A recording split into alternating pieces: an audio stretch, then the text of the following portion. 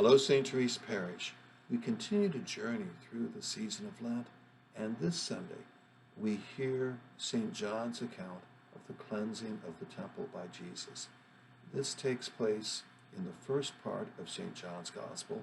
Jesus is in the temple, and he sees the money changers and those who are selling animals in the temple area, and he's not pleased.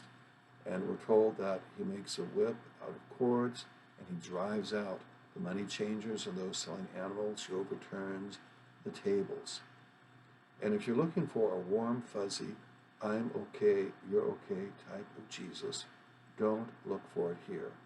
This is actually a rather scary Jesus that we meet, but it's an important Jesus that we meet. And I'd like to do a meditation on one rendering of this. This is by El Greco. Now, El Greco's real name was Domenico Theotokopoulos. He was born in Greece. He trained as an iconographer. He eventually studied in Venice, and then he settled in Spain, which is really where he made his artistic impact. And he's more popularly known just simply by that name, El Greco, Spanish for the Greek. He worked in the late 16th and early 17th century. He did a number of renderings of the cleansing of the temple. So this is one of them. And he has a very unique style, as you can see. And in harmony with the Mannerist school at that time, you see these elongated figures.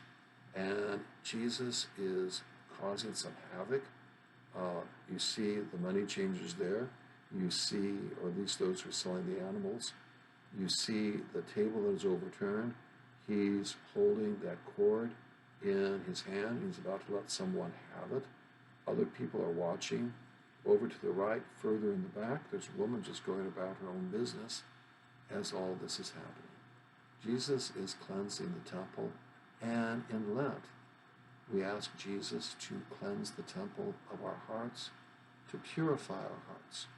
And what we should be doing all the time in one way or another, prayer, fasting, almsgiving, we seek to do in a special way during the season of Lent.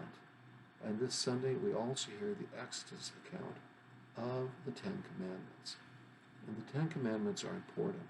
The Ten Commandments are like a filter through which we can run our heart to purify it. The Ten Commandments don't exist to keep people out of heaven. They exist to help get people into heaven. They are guideposts. They are there to help us. They are to help us to grow in purity of heart, in doing the right thing for the right reason. And that's really what purity of heart is.